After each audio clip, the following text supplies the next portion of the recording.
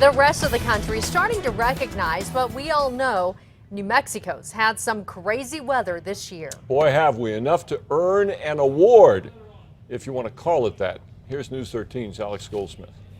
Dick, Jessica, the Weather Channel declared New Mexico the most extreme weather state of 2013. And when you look at the sheer variety of crazy conditions we've seen statewide, it's not hard to understand why.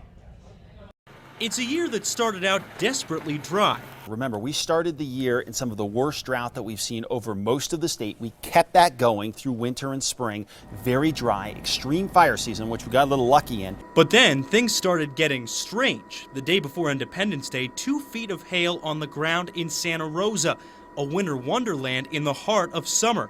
Later in July, a hurricane-like storm brought record winds to Albuquerque and a ton of rain.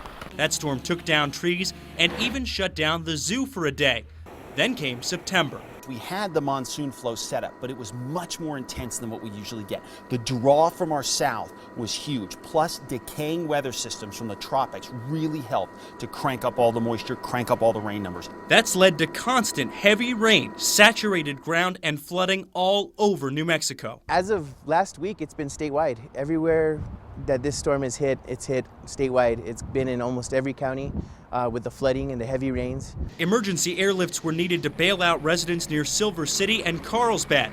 In Las Vegas, the water came rushing through the heart of town, nearly flooding bridges. Near Belen, a new lake and homes stuck in the middle of it.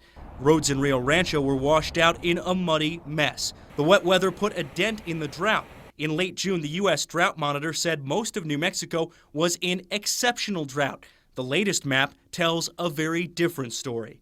Even with the crazy summer, winter may turn out to be tame. There's really not a great connection between a good monsoon flow and a great winter season as far as precip goes. To give you a sense of just how crazy this month's been in Albuquerque alone, halfway through the month, we'd already set the September rainfall record. Back to you. Okay, Alex, meanwhile, we have now learned exactly how much damage that hurricane-like storm did when it hit Albuquerque 2 months ago today. The city says the bill for removing trees and debris, fixing flood damage, and paying overtime is $2.3 million. But Albuquerque will not have to pay that by itself. Most of the $2.3 million cost is going to be reimbursable both through insurance, through some of our private insurance for the buildings, as well as disaster relief monies. Perry says the city is still reviewing its storm response to see if anything could have been done better. Now, the Weather Channel also had some good things to say about New Mexico recently. I knew I should have made that left turn at Albuquerque.